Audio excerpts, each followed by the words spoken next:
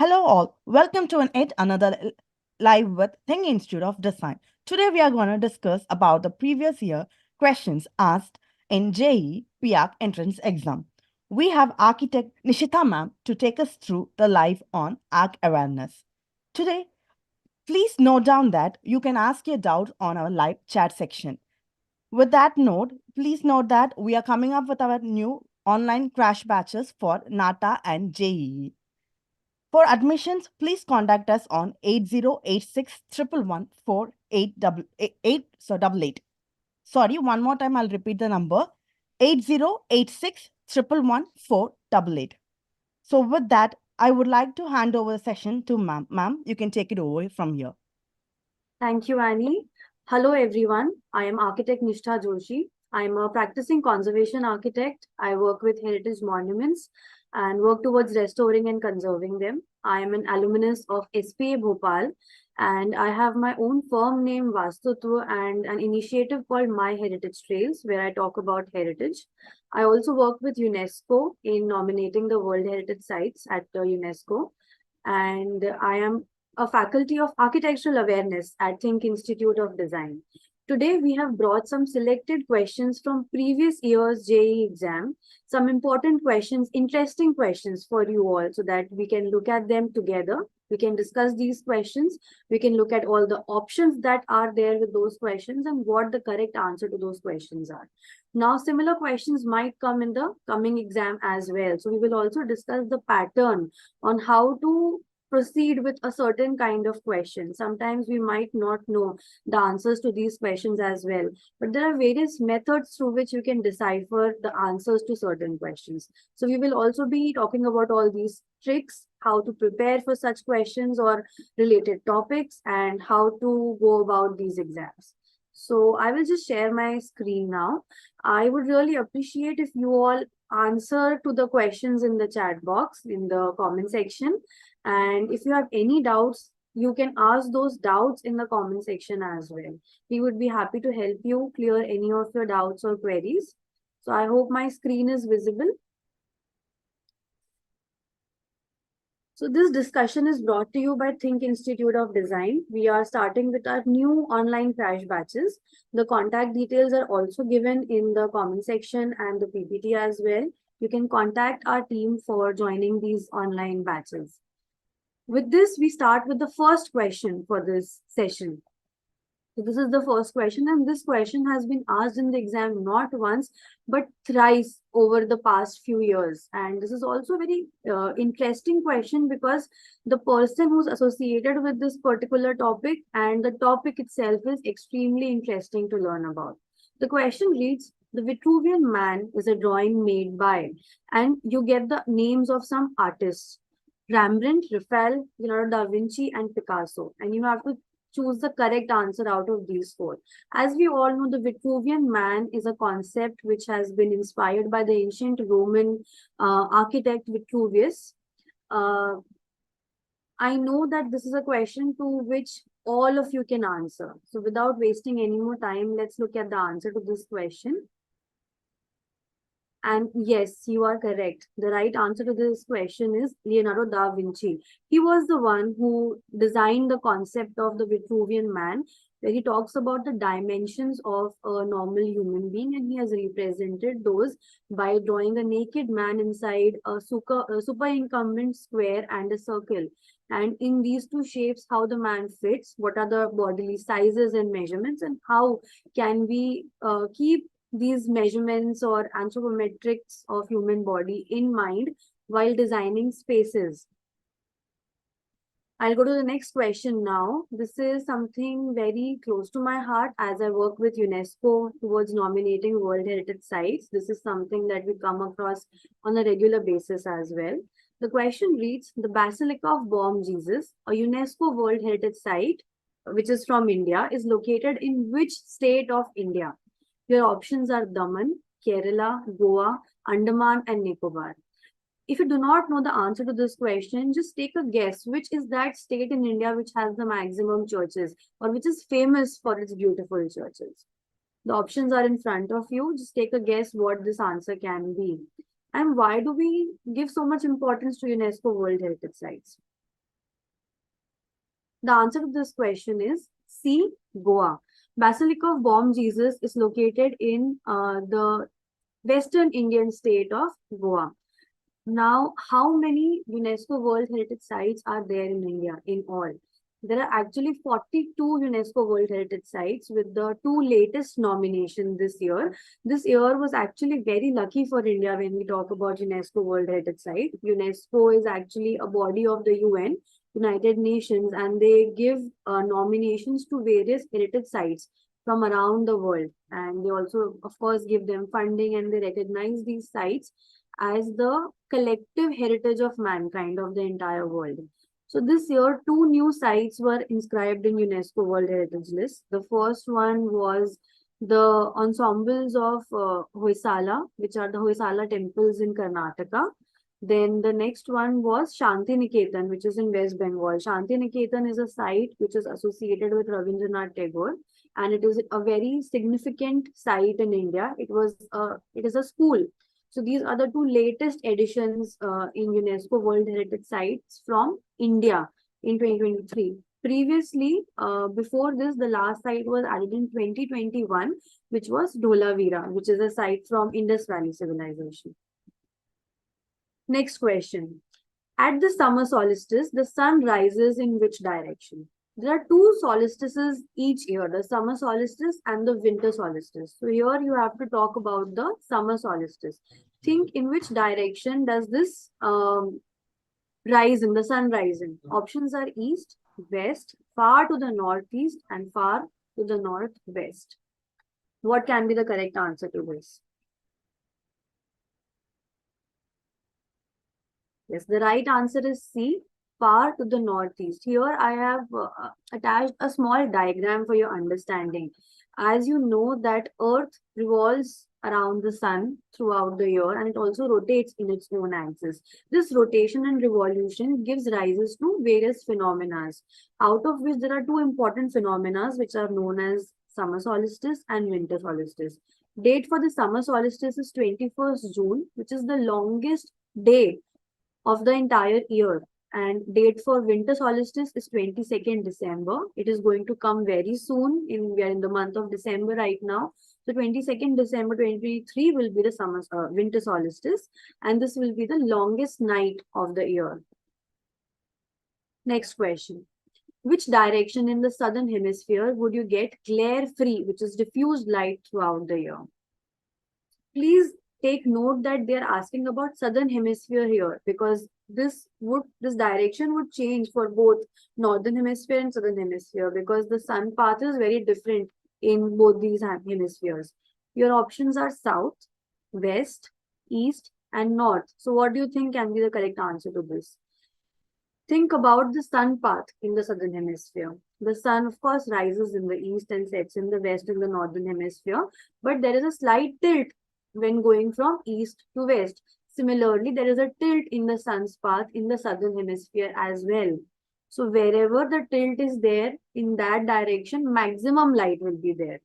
But in the opposite direction, where the tilt is not there, there you will get glare-free light. Glare-free light is actually very friendly to the eyes. It is good for human beings. We can do various tasks when the light is diffused or glare-free. If there is glare in the light, then it becomes very irritating to the eyes and we cannot function very nicely, especially tasks like reading, writing, working on a laptop become extremely difficult when the light has glare. The correct answer is south, because in the southern hemisphere, the tilt is towards the north. So that is why south will have the least amount of glare. It will have glare-free light or diffuse light. But it is the exact reverse in the northern hemisphere. In the northern hemisphere, north will be the direction which will get glare-free light. Please study the sun paths of these two hemispheres. It will become much more clear and easier for you to understand them. Now, this is a very interesting question. It is actually a question which you can solve if you have studied conversion nicely in school. So here they're talking about making a map. We used to make such maps and graphs in the graph paper in school all the time. The scale for this map is taken as 1:1000. So if a car travels 7 centimeter from point A to point B on the map, then how much the car has traveled in original? We used to solve these kind of questions in maths as well in our school life. So the car is traveling for 7 centimeters only, but on the map, in reality, it has traveled much more because in the map you have taken 1 centimeter as 1000. So for 7 centimeters, how much is it going to be? You have four options: 70 meter, 0.7 kilometer, 7,000 millimeter, and 7 kilometers. Since the car is traveling, we will measure this in kilometers. So how much is going to be 7,000 centimeters be in terms of kilometer? So that will give you the right answer for this. The right answer will be C, that is 7,000 mm. Convert 7 centimeter into kilometer. How much, whatever you get, you convert that and you get the answer, that is C, 7,000 millimeter. Understanding maps and plans is also really important when we are studying architecture. Architecture is not just about making a small single unit of building, but it is also about studying bigger areas, cities, and sites as well. Next question reads, The Garden of the Heart. This is a documentary which is based on the life of an architect. So the question reads, this documentary is based on which of the following renowned architects? The options are Santiago Calatrava, Renzo Piano, Kishore Kurokawa, and Joseph Allen Steen. The answer is D, Joseph Allen Steen. There are many books that have been written on the lives of these famous architects, these master architects. Many documentaries and movies have also been made on their inspirational lives and design philosophies. So there is a whole list of these books and documentaries. Please go through them and try to find out which are the movies and documentaries that have been made on the lives of these architects. Next question is NIFT, which is National Institute of Fashion Technology, Delhi, is designed by which of these architects? B.V. Doshi, Bimal Patel, Raj Rewal, or C.P. Kukreja? What can be the correct answer to this? Yes, you are right. The answer to this question is A, B.V. Doshi.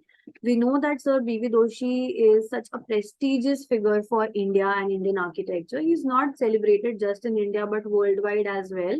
That is why he was awarded with the Pritzker Prize in 2018.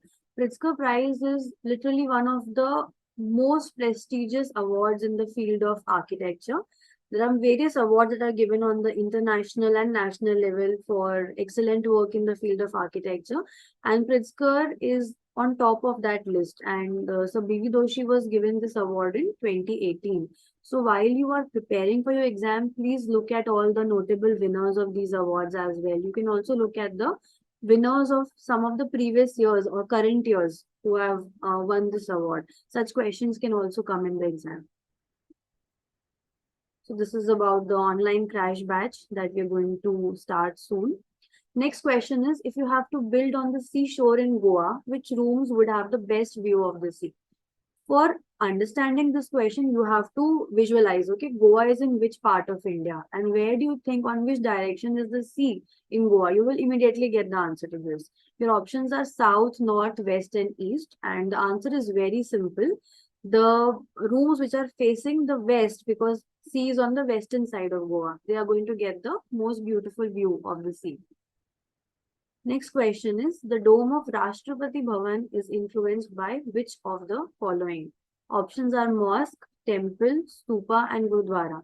If you have seen the image of Rashtrapati Bhavan, you're going to know this answer in a minute, in a moment, in fact.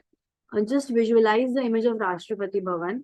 Here you will also realize how important it is to look at the images, look at the drawings of these famous buildings, because so many questions are asked on the basis of this, just your remembrance or your memory of the images of these famous buildings that you see.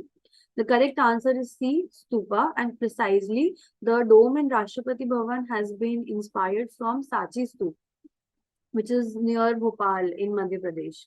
So on the left, you can see the image of Sachi Stup, which is a stup, a Buddhist monument from the time of Ashoka the Great. And on the right side, you will see the image of Rashtrapati Bhavan and the dome, which is there on the top. So when you look at it closely, you see all the details that have been inspired from the Rashtrapati Bhavan.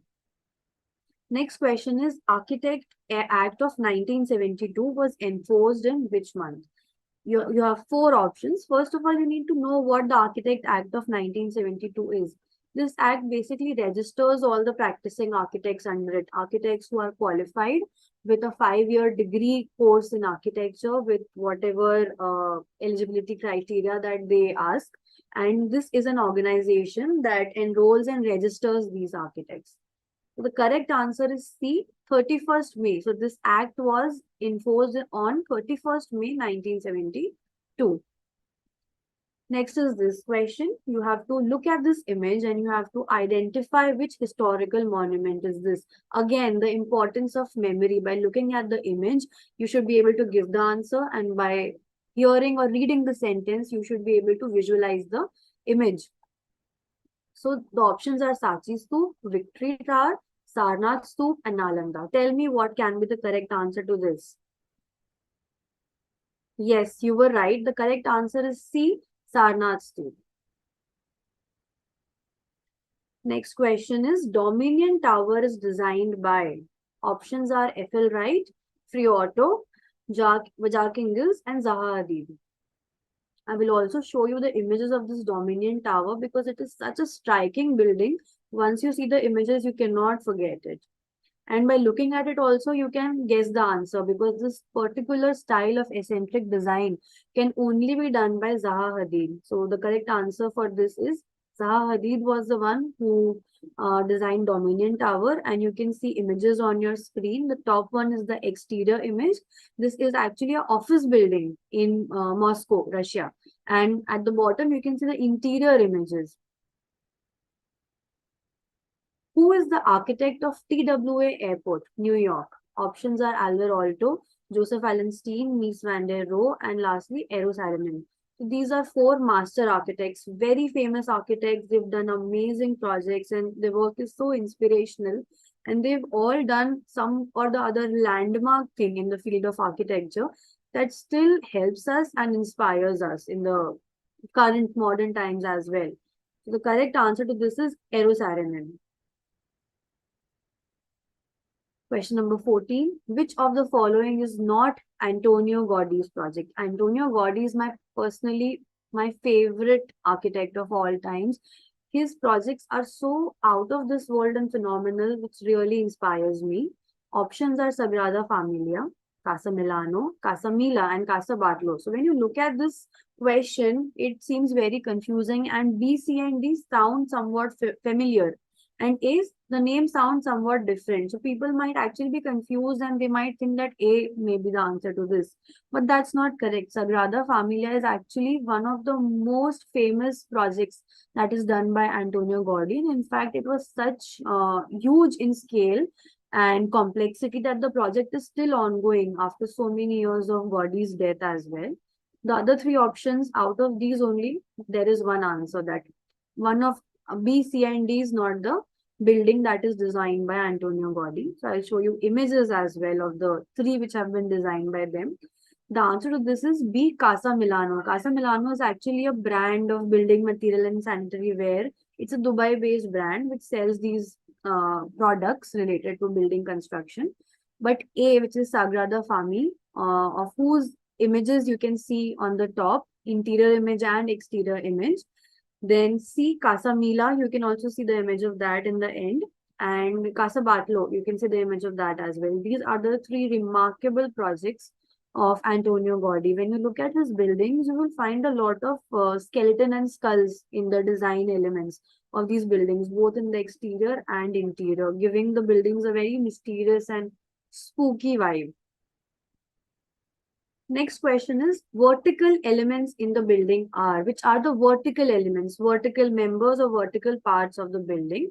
And you have four options: lintel beam arch, floor column arch, column pier post, and column lintel wall. Just visualize in your mind, read all of these words and think what each of these words or terms mean. You have studied architectural terminology. You should be able to give this answer correctly. And yes, the correct answer is C, column, pier, and post. Very good. Till here, we've done really great. And almost all of your answers have been correct. Next question is, who among the following is not a Pritzker Prize winner? So as I told you, Pritzker is the most prestigious award in the field of architecture. So it really matters who all have won it, who have not, who have recently won it. That is also important for this year's coming year's exam. Options are B.V. Doshi, but we know B.V. Doshi has won it in 2018. We just discussed it. Next is Wong Shu. Wong Shu has received the Pritzker Prize in 2012.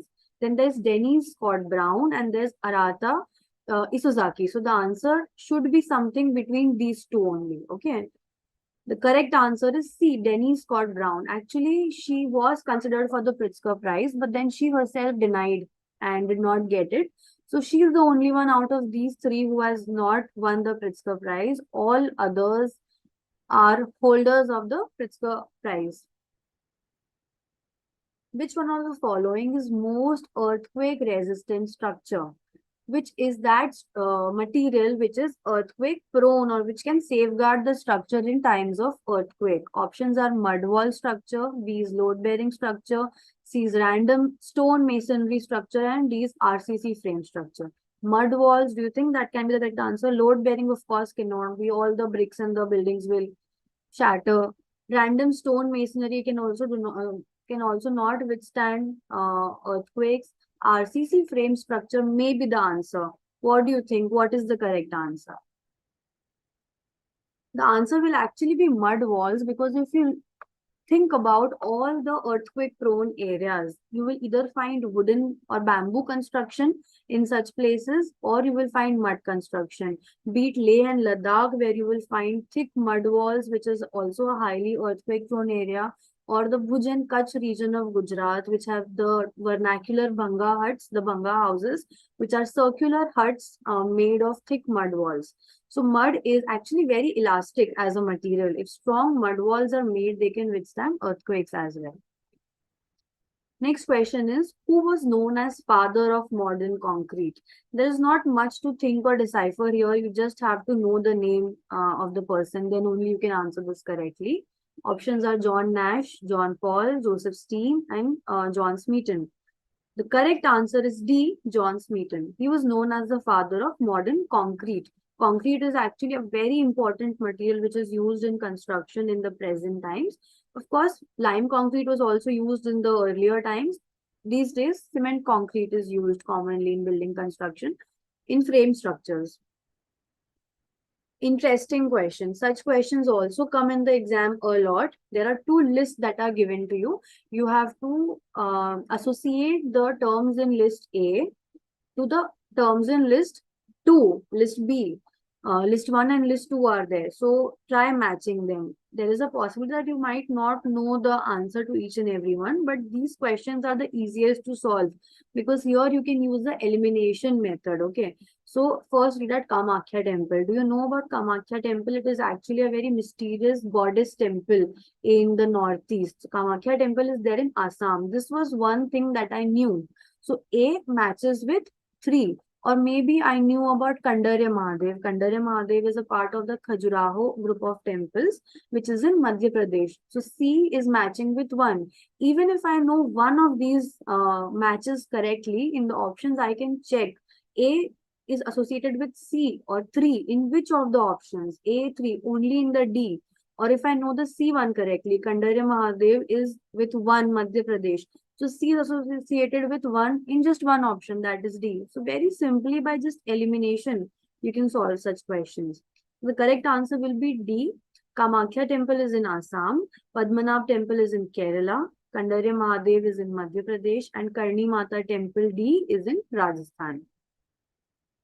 Now, this is again a very interesting question. You might not be able to find the structure anymore because it was collapsed a few years ago. It was actually demolished, in fact, but this is a structure that was designed by a very famous Indian architect, a renowned architect.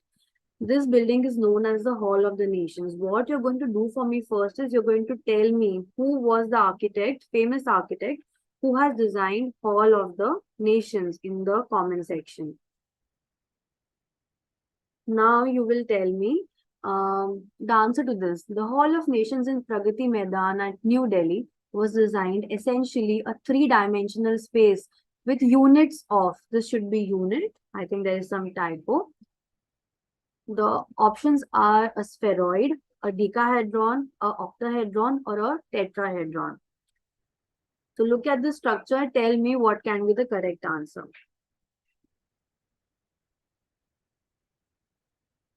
Yes, you were right. The correct answer is D, a tetrahedron.